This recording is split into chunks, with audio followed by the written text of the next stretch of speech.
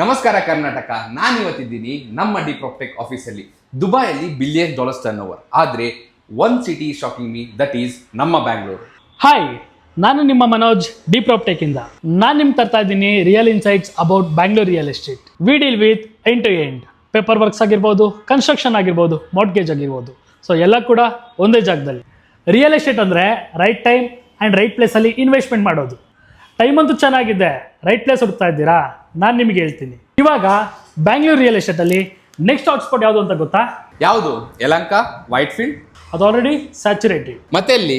ಅದೇ ನಮ್ಮ Nelamangala Tumakuru highway. So this is not a city, this is your future.